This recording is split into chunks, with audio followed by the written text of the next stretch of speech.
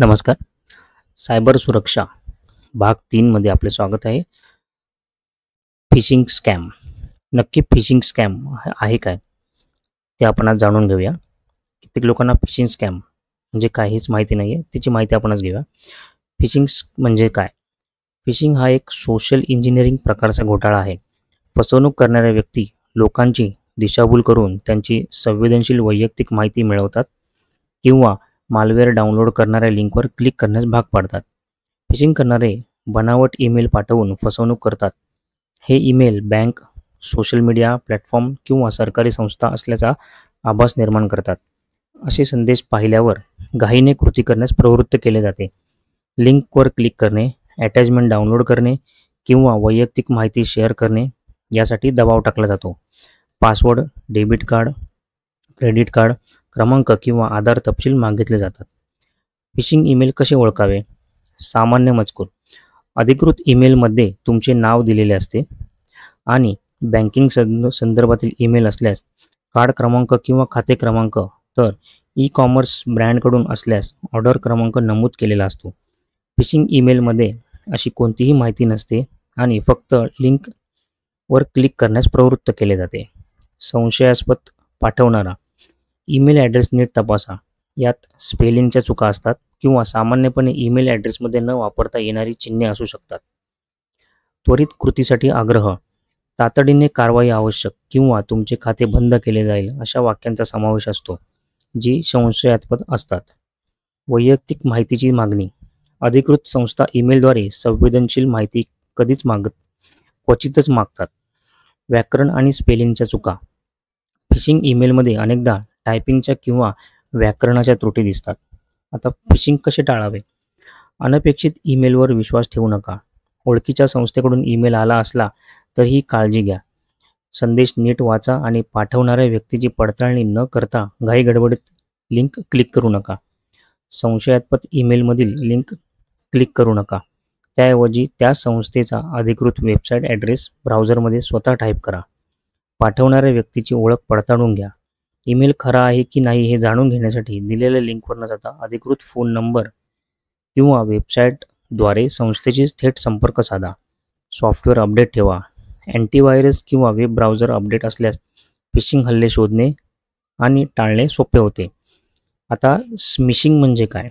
Smishing म्हणजेच SMS fishing हा फसवणुकीचा प्रकार आहे, जिथे फसवणूक करणारे लोक मजकूर संदेशाचा वापर करून पीडितांना घातक लिंक क्लिक करण्यास किंवा वैयक्तिक माहिती देण्यास प्रवृत्त करतात.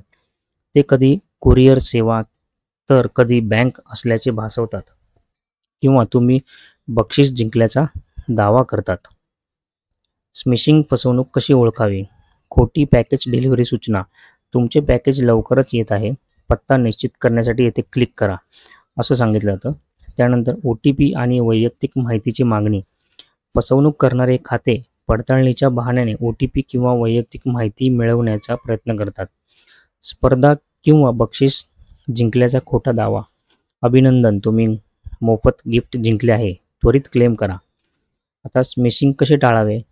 संशयास्पद संदेशांमधील लिंकवर क्लिक करू नका. SMS बद्दल सजग राहा. ओळखीचा क्रमांक दिसला तरीही सतर्क राहा. कधीही उत्तरादाखल वैयक्तिक माहिती पाठवू नका. अधिकृत संस्थांकडून संदेशांद्वारे संवेदनशील माहिती विचारली जात नाही. संशयास्पद नंबर ब्लॉक करा.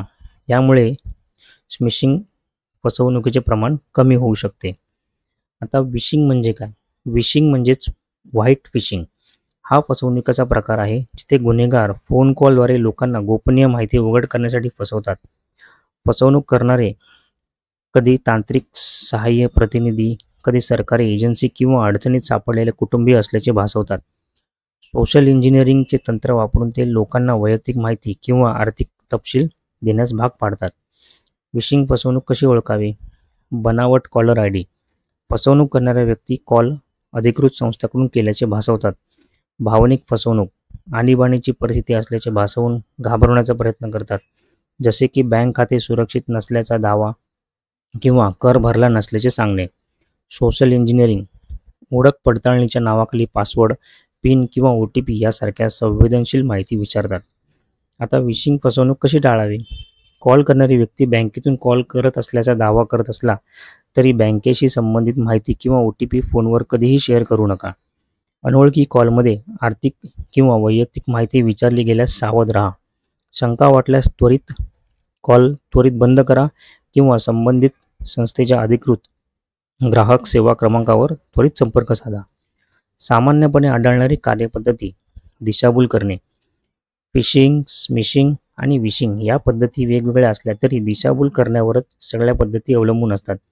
या प्रकारांमध्ये विश्वास, भीती किंवा कुतूहलाचा गैरफायदा घेतला जातो आणि आपल्या हिताला हानी पोहोचवणारी कृती करण्यास भाग पाडण्यात येते.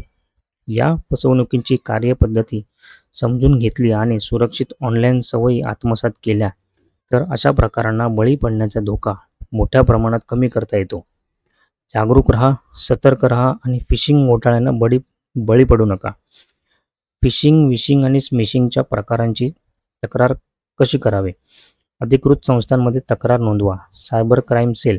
ऑनलाईन तक्रार नोंदवण्यासाठी सायबर क्राईम पोर्टलला भेट द्या किंवा 1930 वर कॉल करा किंवा दूरसंचार विभाग.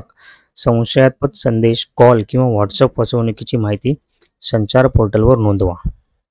तर अशा प्रकारे हे ऑनलाईन फसवणुकीचे प्रकार आहेत.